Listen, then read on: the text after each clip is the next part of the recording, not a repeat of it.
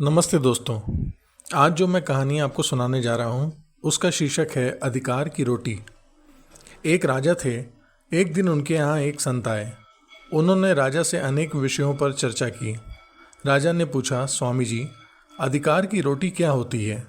संत ने कहा, राजन, तुम्हारे नगर में अमुक जगह पर एक बुढ़िया रहती है, वही उसका उत्तर दे सकती है। उसके पास जाओ और उससे अधिकार की रोटी मांगो। राजा बुढ़िया को तलाशते तलाशते उसके पास पहुँचे।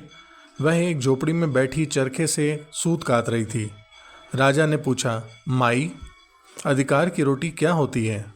बुढ़िया ने कहा, मेरे पास एक रोटी है, उसमें आधी अधिकार की है, आधी बिना अधिकार की है। राजा की समझ में कुछ नहीं आया। वह बोले, यह तुम क्या कह रही हो? साफ साफ बताओ। बुढ़िया बोली, एक दिन मैं यहाँ बैठी सूत काट रही थी। दिन ढल गया था, तभी यहाँ से एक जुलूस आया। उसमें मशालें जल रही थी। मैं अपना चिराग न जलाकर आधी सूत मसालों की रोशनी में ही काटती रही। आधी पहले काट चुकी थी। आधा सूत को बेचकर आटा खरीद लाई।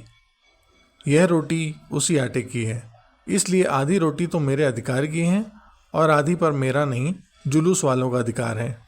बुढ़िया की बात सुनकर राजा चकित रह गए। उस अंत पर बुढ़िया की धर्म बुद्धि को समझकर उनका सिर झुक गया। दोस्तों, आज की कहानी आपने सुनी, इसके लिए आपको बहुत बहुत धन्यवाद। नमस्ते।